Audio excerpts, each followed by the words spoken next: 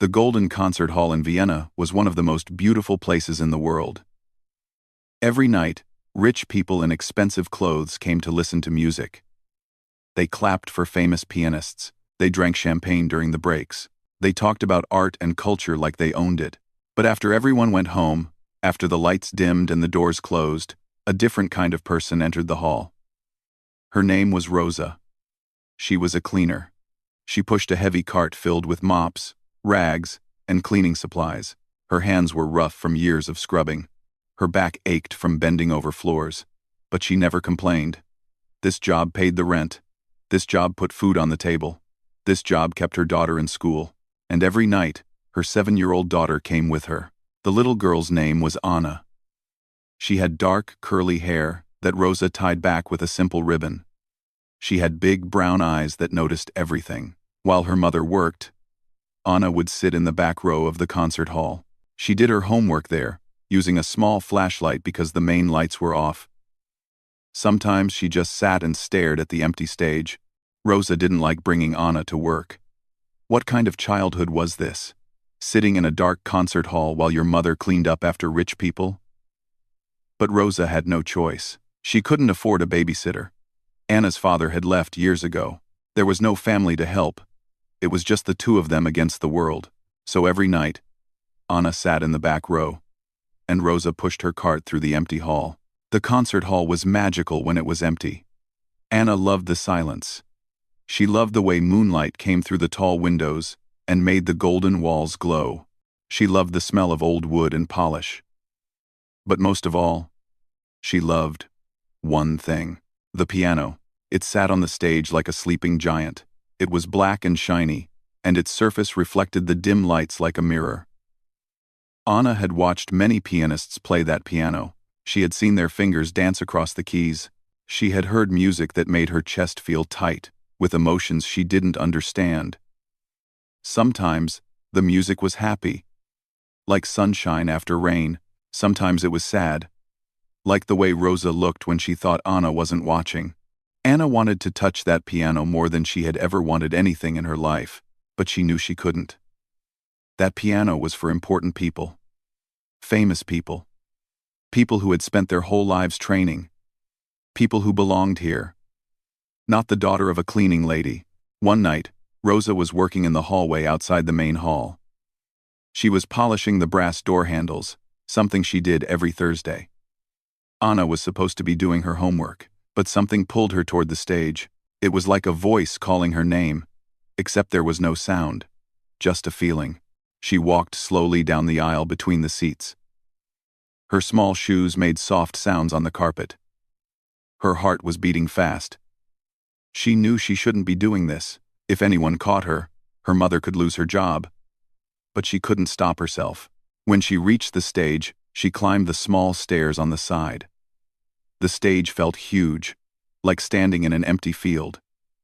The piano was even bigger up close. Anna walked toward it slowly, almost like she was approaching a wild animal. She stood next to the bench. She looked at the keys. They were white and black, so simple, but she knew they could create something beautiful. Her fingers itched to touch them, but before she could, she heard footsteps.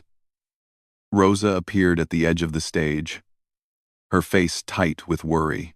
"Anna, what are you doing?" Anna jumped back from the piano like it had burned her. "Nothing, Mama. I was just looking." Rosa hurried across the stage. She grabbed Anna's hand, not roughly, but firmly. Her eyes darted around the empty hall, checking to make sure no one had seen. "We don't touch what isn't ours," Rosa said. Her voice was quiet but serious. "Do you understand? This piano costs more than I will earn in my entire life. If something happened to it, if you damaged it somehow, we would be in trouble we could never escape." "I'm sorry, Mama." Rosa's face softened. She knelt down so she was at Anna's level. "I know you like the music, my love. I see the way you watch the performers. But this world is not for us. We are invisible here. We come in after everyone leaves. We clean up their messes. We make everything beautiful for them. But we don't belong here. Do you understand?" Anna nodded, but something inside her didn't agree. Something inside her felt like she did belong here, like the music was calling specifically to her. That night, Anna couldn't sleep. She lay in her small bed in their tiny apartment and stared at the ceiling. She could hear Rosa in the kitchen, washing their clothes by hand because the washing machine was broken again. Anna thought about the piano. She thought about the keys, waiting for fingers to press them. She thought about the music. Without realizing it, her fingers started moving on top of her blanket. She was pretending to play. She remembered a piece she had heard last week, something slow and beautiful. She had watched the pianist's hands so carefully. Left hand here, right hand there. These notes. Then, those notes. Her fingers moved in the darkness, playing a piano that wasn't there. From that night on, Anna became obsessed. She started paying closer attention during the concerts she watched through cracked doors. She memorized how the pianists moved. She studied their faces, the way they closed their eyes when the music got emotional. She noticed how some played with stiff backs while others swayed like trees in the wind. She practiced on tables, on her school desk, on the kitchen counter. Anywhere there was a flat surface, Anna's fingers would start moving. Rosa noticed but said nothing. What could she say? She saw the hunger in her daughter's eyes. She recognized it because she had felt that same hunger once, long ago, before life taught her that some dreams were too expensive for people like them. Months passed. Anna turned 8. She was doing well in school, but her teachers noticed that she was always distracted. She would stare out the window during lessons. Her fingers would tap on her desk in strange patterns. When asked what she was thinking about, she would just smile and say nothing. Every night, she still came to the concert hall with Rosa. She still sat in the back row. But now, she didn't do homework. She just watched the stage and listened to the music that echoed in her memory. The piano waited for her. She could feel it. And deep down, in a place she kept hidden even from herself, Anna knew that someday she would play it. Someday, her fingers would touch those keys. Someday, the music that lived inside her would come out. She just didn't know how. But the universe has a funny way of answering wishes that come from the heart, and Anna's moment was coming. It was coming sooner than she could ever imagine, on a cold winter night when everything would change forever. Winter came to Vienna with a vengeance that year. The snow fell so thick and fast that the streets turned white within hours. People hurried home early. Shops closed their doors. The whole city seemed to hold its breath against the cold. Anna was now 8 years old. For more than a year, she had been watching, waiting, and dreaming. Every night at the concert hall, she studied the pianists like her life depended on it. She memorized their movements. She learned the music by listening to it over and over again. At home, she practiced on an old wooden table, her fingers pressing invisible keys, her mind hearing notes that only she could hear. Rosa watched her daughter with a mixture of love and worry. She knew Anna was special. She could see it in the way the girl's eyes lit up when music played. But Rosa also knew how cruel the world could be to people with big dreams and empty pockets. She had learned that lesson herself, long ago. On the night everything changed. A massive snowstorm hit Vienna. Rosa got a phone call from the concert hall manager. The evening performance had been canceled. The musicians couldn't travel, the audience couldn't come, but the hall still needed to be cleaned because there was a big event the next morning. Rosa bundled Anna in her warmest coat, wrapped a scarf around her neck 3 times, and together they walked through the empty streets. The snow was up to Anna's knees in some places. By the time they reached the concert hall, both of them were shivering. The building was completely dark, except for a few emergency lights. Rosa unlocked the back door with her key, and they stepped inside. Their footsteps echoed in the silence. It felt strange, being here on a night when no music had played. The hall felt lonely somehow, like it was missing something important. Rosa started her work in the lobby. She told Anna to sit in her usual spot in the back row and stay warm. But as Rosa disappeared down a hallway with her cleaning cart, Anna found herself alone in the great concert hall for the first time ever. She sat in the darkness for a few minutes. The only light came from the exit signs, casting a faint red glow over the seats. Outside, She could hear the wind howling. Inside, there was only silence. And then her eyes found the piano. It sat on the stage, just like always, black and beautiful, waiting.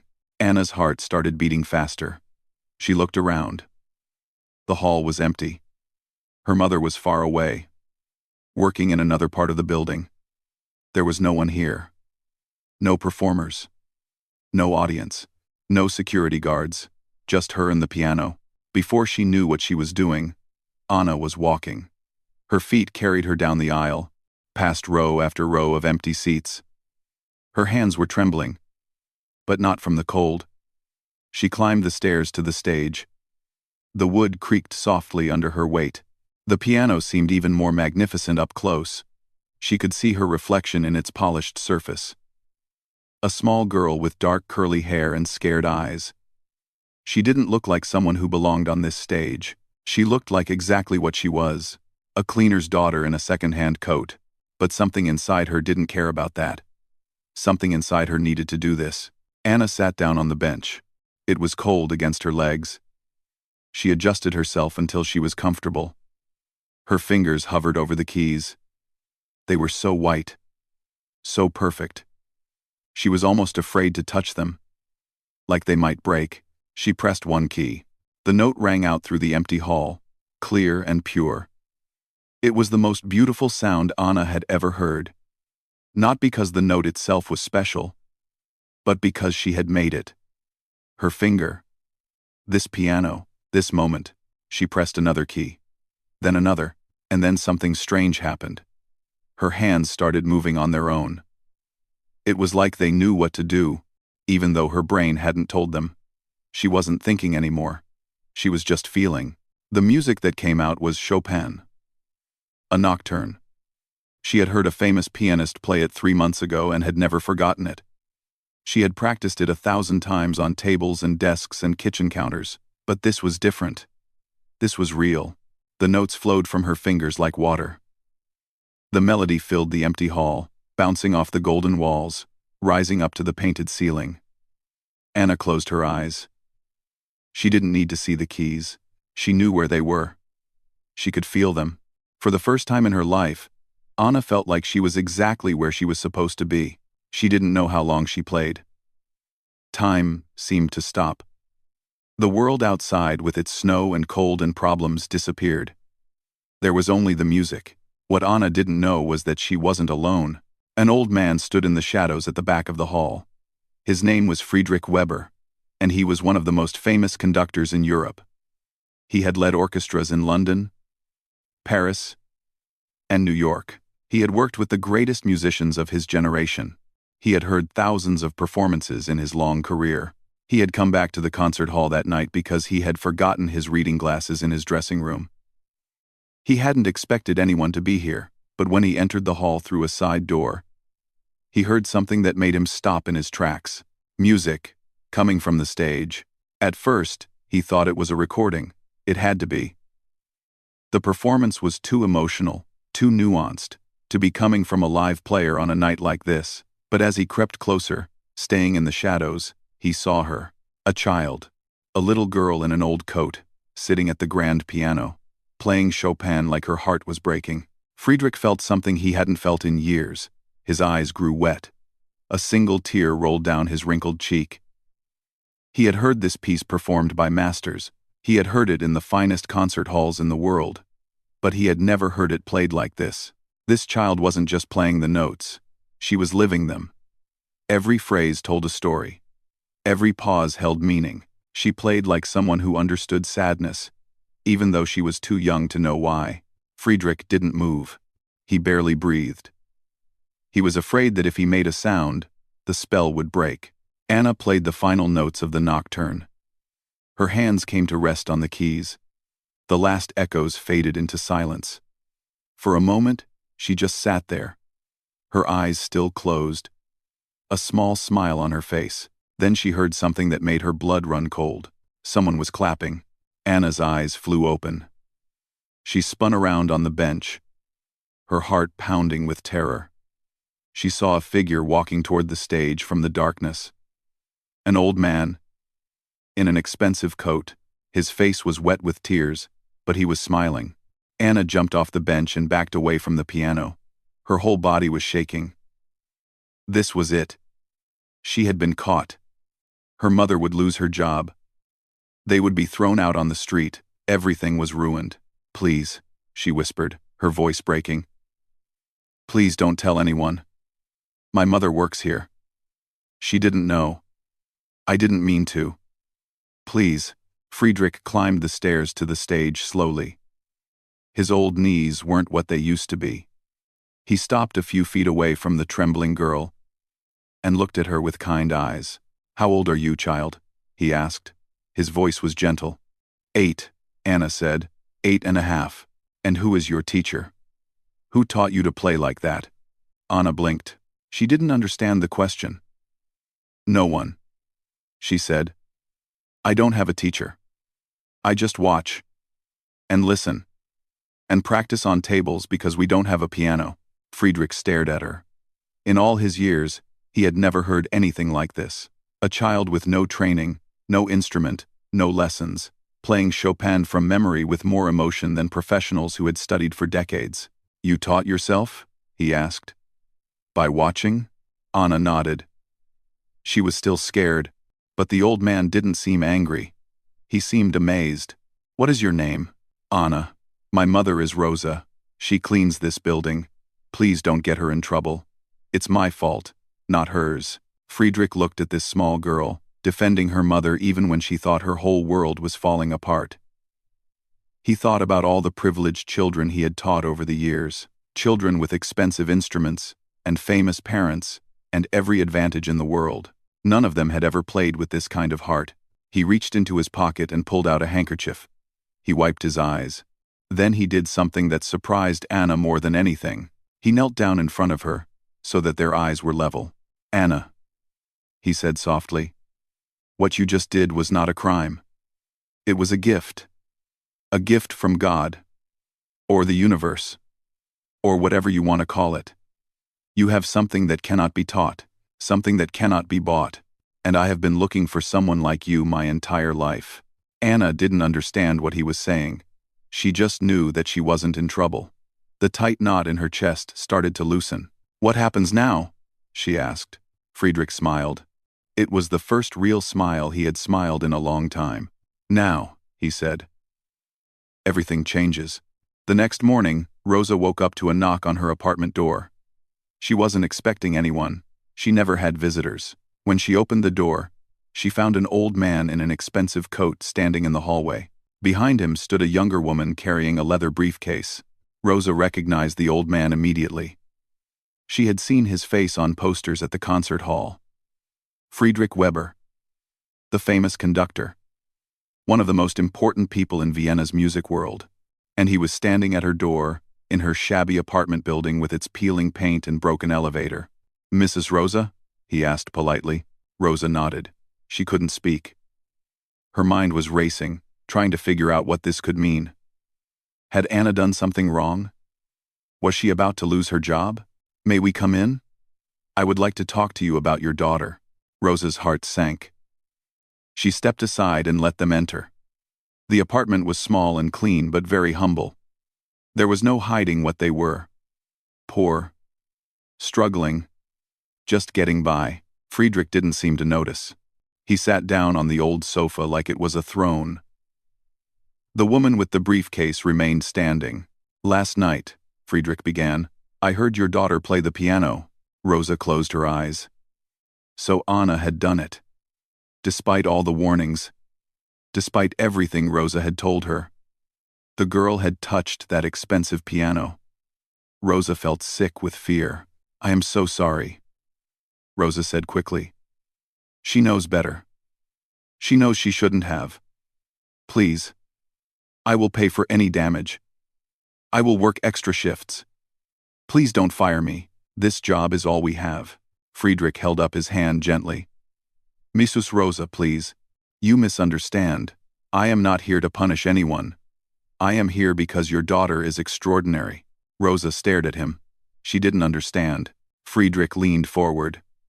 In my 50 years in music, I have heard thousands of performers, professionals, prodigies, geniuses.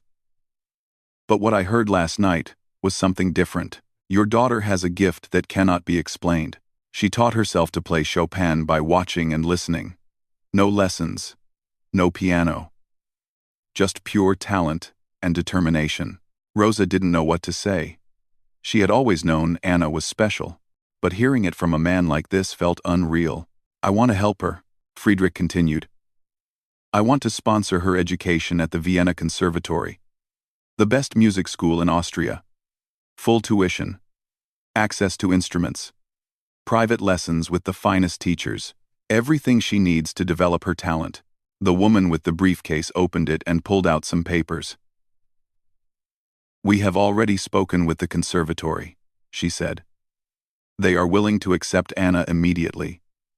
Pending your approval. Rosa looked at the papers. She looked at Friedrich. She looked around her tiny apartment. And then she did something that surprised everyone in the room. She said no. Friedrich blinked. I'm sorry? No, Rosa repeated. Her voice was firm but sad. May I ask why? Rosa took a deep breath. Because I know how the world works. People like you make offers like this, and then you forget. Or you change your mind. Or you find someone more interesting. And what happens to my daughter then? She will have tasted a world she can never have. She will have hopes that will be crushed. I have seen it before.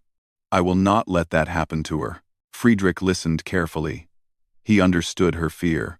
He had seen other wealthy people make promises they didn't keep. He had seen talented children from poor families get chewed up and spit out by the music world. Mrs. Rosa, he said gently, I understand your concern, but your daughter has something that the world needs to hear. If she doesn't get the chance to develop her gift, it would be a tragedy, not just for her, but for everyone who will never hear her play. Rosa shook her head. She is happy. She has school. She has me. That is enough. Friedrich tried to argue, but Rosa wouldn't budge. Eventually, he stood up and handed her his card. If you change your mind, he said, please call me. The offer will always be open. After he left, Rosa sat alone in the kitchen for a long time.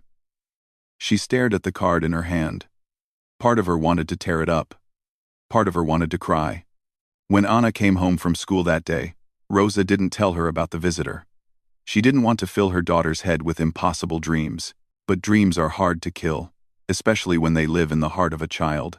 Anna kept practicing. She couldn't stop. The memory of playing that piano, the feeling of the keys under her fingers, the sound of the music filling the concert hall. It haunted her every waking moment. One day, an old neighbor was throwing away a keyboard. It was small and cheap, and half the keys didn't work properly. But to Anna, it was treasure. She carried it home like it was made of gold. From that day on, she practiced every spare moment. Before school, after school, late at night, when Rosa thought she was sleeping. The broken keys made strange sounds. But Anna didn't care. She worked around them. She adapted. She played pieces that avoided the broken notes. Rosa heard her playing one night and stood outside the door, listening. The music was beautiful, even on that broken instrument. Tears rolled down Rosa's cheeks. She knew she couldn't stop this. The music was in Anna's blood now. Months passed. Anna started playing in other places too. She found a church 3 blocks away that had an old piano. The priest let her practice there after school. She played for hours while the empty church echoed with music. Word began to spread. The neighbors talked. The priest told his congregation. People started coming to the church just to hear the little girl play. Then one day, a teenager with a phone recorded Anna playing in the church. He posted the video online without telling anyone. The video showed a thin girl with curly hair, playing a complicated piece on an old piano. Her eyes were closed. Her body swayed with the music. She looked completely lost in another world. The video got 100 views, then 1,000, then 10,000. Comments started pouring in. Some people were amazed. They called her a genius, a prodigy, a miracle. Others were skeptical. They said it must be fake. No child could play like that, without years of professional training. It had to be a trick. More videos appeared. Someone recorded Anna playing in the metro station, where she sometimes performed for coins to help Rosa with bills. Another video showed her practicing on her broken keyboard at home. People couldn't believe what they were seeing. The videos spread across the internet. News websites picked up the story. "Mystery child plays like a master," one headline said. "The cleaner's daughter who taught herself piano," said another. Rosa saw the articles and panicked. She didn't want this attention. She didn't trust it. Fame was dangerous for people like them. It could build you up and tear you down in the same breath. But there was one person watching those videos who saw something different. Her name was Elise Hartman. She was 81 years old. 50 years ago, she had been one of the greatest pianists in the world. She had performed for kings and presidents. She had won every award there was to win. But 15 years ago, she had stopped playing publicly. Her hands had developed arthritis, and she couldn't perform at the level she demanded of herself. She had retreated from the world, living alone in a beautiful house, filled with memories of past glory. Elise spent most of her days reading and listening to recordings of her old performances. She had given up on finding anything new that could move her. She thought she had heard everything. Then her assistant showed her the video of Anna. Elise watched the grainy footage of this child playing Liszt on a broken keyboard in a cramped apartment. The technique was rough. The instrument was terrible. But the feeling, the emotion, the pure soul in the music, it took Elise's breath away. She watched the video 3 times. By the end, tears were streaming down her wrinkled face. For the first time in 15 years, Elise Hartman felt something she thought she had lost forever. Hope. She picked up her phone and called her assistant. "Find this girl," she said. "Find her and bring her to me." And just like that, Anna's life was about to change again. But this time, there would be no turning back. Elise Hartman's car pulled up outside Rosa's apartment building on a Tuesday afternoon. The driver looked uncomfortable. This was not the kind of neighborhood he usually visited. But Elise didn't care about the cracked sidewalks or the graffiti on the walls. She only cared about finding the girl. When Rosa opened the door and saw the elegant old woman standing there, she didn't recognize her at first. But when Elise introduced herself, Rosa nearly fainted. Everyone in the music world knew Elise Hartman. She was a legend, and she was standing in Rosa's doorway, asking to meet her daughter. Anna was at school. Rosa invited Elise inside, her hands shaking as she made tea. The apartment felt even smaller with such a famous person sitting in it. "I saw the videos of your daughter," Elise said. "I have not been moved by music in many years, but watching her play, I felt something I thought was gone forever." Rosa listened quietly. She had heard promises before. Friedrich Weber had made promises too. Rich people always had good intentions. But good intentions didn't pay rent or fill empty stomachs. Elise seemed to read her thoughts. "I know you don't trust this," she said. "And you are right to be careful. The music world can be cruel, especially to those who don't come from privilege. But I am not here to make empty promises. I am here because I am old, and I have very little time left. And I want to do one good thing before I die." Rosa looked into the old woman's eyes. There was no pretense there, no performance, just honesty. "What do you want from my daughter?" Rosa asked. "I want to teach her, personally, in my home. I will provide everything she needs, a proper piano, books, training, and when she is ready, I will make sure the world hears her play." Rosa was quiet for a long moment. "And what happens when you get tired of her? When she makes mistakes? When she isn't perfect?" Elise smiled sadly. "I was never perfect either. I failed many times. I was told I would never succeed because I was a woman in a world run by men. But I kept playing. Your daughter has that same fire. I can see it in her eyes, even through a grainy video. She will not give up easily, and neither will I." When Anna came home from school that day, she found her mother sitting with a stranger. Rosa introduced Elise, and Anna's eyes went wide. She had seen pictures of Elise Hartman in books. She had listened to her recordings on an old radio at the church. "You are the lady who played for the Queen," Anna whispered. Elise laughed softly. That was a long time ago, child. Now I am just an old woman who loves music, and I would very much like to hear you play." Anna looked at her mother. Rosa nodded slowly. Anna sat down at her broken keyboard. Half the keys still didn't work. But she played anyway. She played a piece by Bach, working around the broken notes, creating something beautiful despite the limitations. When she finished, Elise was crying. She didn't try to hide it. "You remind me of myself," Elise said. "When I was your age, I had nothing either. But the music saved me. It gave me a life I never dreamed possible. I want to give you that same chance." Rosa finally agreed. But she had one condition. She would not accept charity. She would continue working as a cleaner while Anna studied. She would not owe anyone anything. Elise accepted the condition. And so began a new chapter in Anna's life. For the next 4 years, Anna trained with Elise every day after school. Elise's home was like a museum, filled with pianos and paintings and awards from a lifetime of achievement. At first, Anna was afraid to touch anything. But Elise made her feel welcome. She treated Anna not like a charity case, but like a fellow musician. The training was hard. Elise demanded perfection. She made Anna play the same passage 100 times until every note was exactly right. She taught her music theory, which Anna had never learned. She made her read books about composers and their lives. She pushed Anna harder than anyone had ever pushed her. But she also loved her. When Anna struggled, Elise was patient. When Anna succeeded, Elise celebrated like it was her own victory. Slowly, the old woman and the young girl became more than teacher and student. They became family. When Anna turned 12, Elise enrolled her in the Vienna Conservatory. It was the same school Friedrich Weber had offered years ago.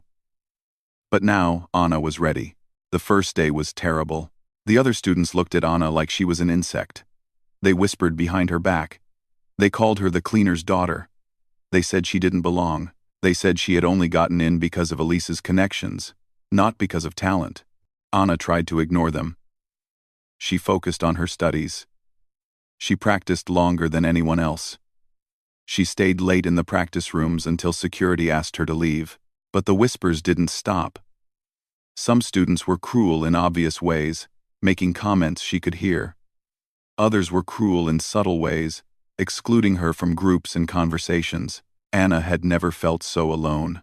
The teachers were divided too. Some of them recognized her talent and encouraged her. Others thought she was a novelty, a feel-good story that would fade once people got bored. They tested her constantly, looking for weaknesses, waiting for her to fail. One professor was especially hard on her.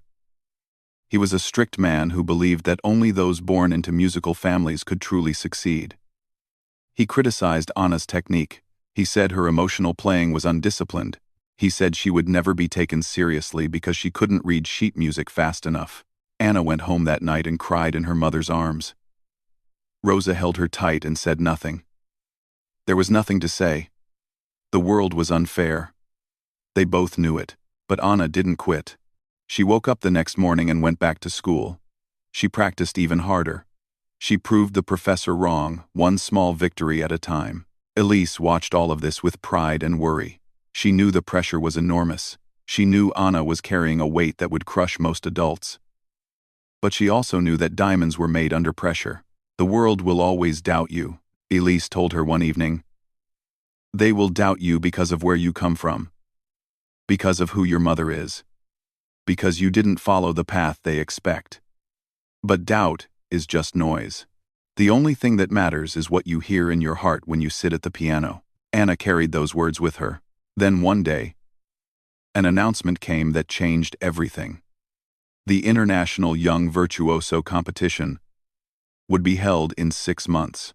It was the most prestigious piano competition in the world for musicians under 18. Winners had gone on to become legends. The finals would be held at Carnegie Hall in New York. The conservatory submitted 3 names. Anna was one of them. When she heard the news, Anna couldn't breathe. Carnegie Hall, the same stage where Elise had performed 50 years ago. The same stage where the greatest pianists in history had played. Her competitors were terrifying.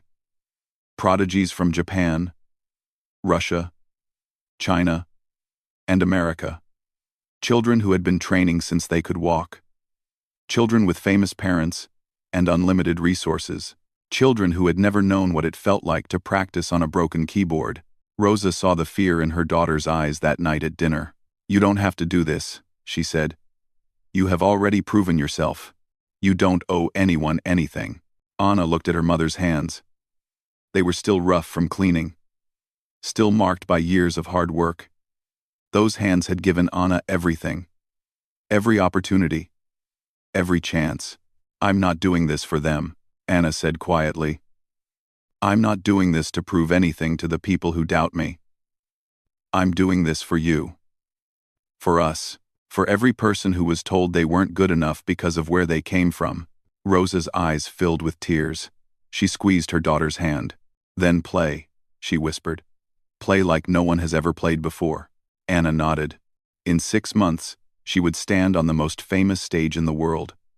She would face the best young pianists on earth, and she would show them all that talent has no address, that dreams don't care about bank accounts, and that a cleaner's daughter could make the whole world listen. The countdown began. The night before the competition, Anna couldn't sleep. She lay in her hotel bed in New York City, staring at the ceiling. Tomorrow, she would walk onto the stage at Carnegie Hall. Tomorrow, she would play in front of thousands of people. Tomorrow, everything she had worked for would come down to a few minutes at the piano. Rosa was sleeping in the bed next to her. She had never been on an airplane before this trip. She had never left Austria. But when Anna qualified for the finals, there was no question that Rosa would be there. She had taken unpaid leave from her cleaning job. She had used her small savings to buy a dress for the occasion. Nothing fancy, just something respectable. Anna listened to her mother's quiet breathing. She thought about all the nights Rosa had worked double shifts so Anna could have lessons. All the meals Rosa had skipped so Anna could have new sheet music. All the sacrifices, big and small, that had brought them to this moment. What if she failed? What if she froze on stage? What if all those people who said she didn't belong were right? The doubts circled in her head like hungry wolves. Morning came too quickly. Anna showered, dressed, and tried to eat breakfast. The food tasted like cardboard. Her hands were shaking. Rosa noticed but didn't say anything. She just held Anna's hand under the table. Elise had flown in separately. She met them at the concert hall. Looking elegant in a dark blue dress, she was using a cane now. Her health had been declining for months, but she refused to miss this day. "How do you feel?" Elise asked Anna. "Terrified," Anna admitted. Elise smiled. "Good. That means you care. The day you stop being nervous is the day you stop being an artist." The competition had 12 finalists. Anna was scheduled to perform last. She sat backstage and listened as the other competitors played. They were incredible. A boy from Russia played Rachmaninoff with machine-like precision. A girl from Japan performed Beethoven with stunning power. A young man from America played a modern piece that had the audience gasping. Each performance made Anna feel smaller. These were real prodigies. Real musicians. What was she doing here? She was just a cleaner's daughter, who had learned to play by watching through cracked doors. The hours crawled by. One by one, the competitors finished. The applause echoed through the walls backstage. Anna's heart beat faster with each passing minute. Finally, they called her name. Anna stood up. Her legs felt weak. She walked toward the stage entrance. Just before she stepped through the curtain, she felt a hand on her shoulder. It was Rosa. Her mother was wearing her work uniform. Anna blinked in confusion. Rosa had brought a nice dress. Why was she wearing her cleaning clothes? Rosa saw the question in her daughter's eyes. She smiled softly. "I came straight from the airport," Rosa said. "I didn't have time to change. But then I thought, why should I change? This is who I am. This is who we are. I am not ashamed of these clothes. I wore them while I raised you. I wore them while I worked so you could dream. And I will wear them while I watch my daughter play at Carnegie Hall." Anna's eyes filled with tears. She hugged her mother tightly. "I'm so scared, Mama," she whispered. Rosa pulled back and looked into her daughter's eyes. "Do you remember what you told me? You said you were doing this for us. For everyone who was told they weren't good enough. So go out there and show them. Show them that these hands," she held up her rough, worn hands. "These hands made something beautiful." Anna nodded. She wiped her tears. She took a deep breath, and she walked onto the stage. The lights were blinding. The audience was enormous. Anna had never seen so many people in one place. She could see cameras filming. She could see judges with serious faces. She could see competitors watching from the wings. The piano sat in the center of the stage. It was a Steinway, perfect and gleaming. Anna walked toward it slowly. Each step felt like a mile. The silence in the hall was so complete that she could hear her own heartbeat. She sat down on the bench. She placed her fingers on the keys. She looked out at the audience one more time, and then her mind went blank. The notes she had practiced 1,000 times disappeared from her memory. The piece she had prepared vanished like smoke. Her fingers wouldn't move. She sat there, frozen, as the seconds ticked by. The audience shifted uncomfortably. Someone coughed. Anna could feel the doubt spreading through the room. "She's choking," they were thinking. "She doesn't belong here." The wolves were right. She was going to fail. But then, in the darkness of the audience, she saw her mother. Rosa was standing in the back, still in her cleaning uniform, her hands clasped together. Their eyes met across the vast hall, and suddenly, Anna wasn't at Carnegie Hall anymore. She was back in Vienna. She was 7 years old, sitting in the back row of the concert hall while her mother worked. She was watching the pianist through cracked doors. She was pressing invisible keys on kitchen tables. She was carrying home a broken keyboard like it was made of gold. She was playing in an empty church, while the sunset painted the windows orange. She was sitting with Elise, learning that doubt is just noise. She was holding her mother's rough hands and promising to make the world listen. Anna closed her eyes. She forgot about the competition. She forgot about the judges. She forgot about everyone who had ever doubted her. She thought only of her mother, and she began to play. The piece was not what she had prepared. It was something else entirely. It was something she had written herself, in secret, over the past 6 months. She had never performed it for anyone. She had never even shown it to Elise. It was called Maus de Oro, Hands of Gold, and it was for Rosa. The music started soft, like a whisper. It told the story of hands that scrubbed floors and washed dishes, hands that worked in the dark so a child could dream in the light. The melody was simple at first, humble, like a lullaby sung in a tiny apartment. Then it grew. The music became bigger, more powerful. It told of struggle and sacrifice, of doors that closed and walls that blocked the way, of a little girl who refused to give up, even when the world told her she had no right to dream. The audience sat frozen. No one moved. No one breathed. Anna played like she had never played before. Every note carried emotion. Every phrase told a story. Her fingers flew across the keys, but her heart was somewhere else. Her heart was with her mother. The music built to a climax. It was triumphant now. Soaring. Declaring that talent has no address and dreams don't need permission. That a cleaner's hands could shape a destiny. That love, real love, is the most powerful force in the world. Then it softened again. The final notes were gentle, like a child falling asleep in her mother's arms, like a thank you that words could never express. Anna played the last note. Her hands came to rest on the keys. Silence. For a moment, nothing happened.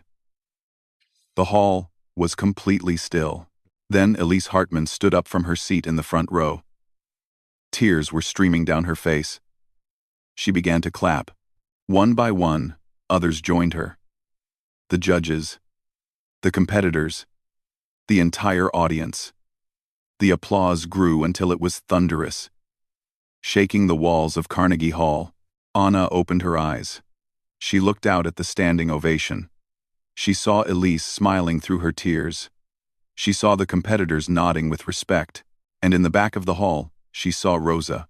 Her mother was sobbing, her rough hands covering her face, her cleaning uniform visible under the golden lights.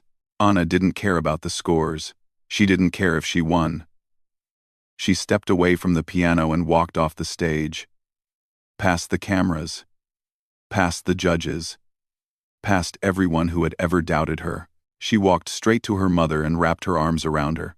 "Everything I play," Anna whispered. "I play with your hands." Rosa held her daughter and cried. That night, Anna didn't win first place. The judges gave that to the boy from Russia with his perfect technique. But they gave Anna something else, a special award that had never been given before. They called it the Heart of Music Award, for the performance that moved the audience the most. But Anna didn't need awards to know what she had accomplished. She had stood on the world's greatest stage and told her mother's story. She had shown everyone that greatness doesn't come from privilege. It comes from love. Years later, Anna would perform in concert halls around the world. She would win many competitions and earn many honors.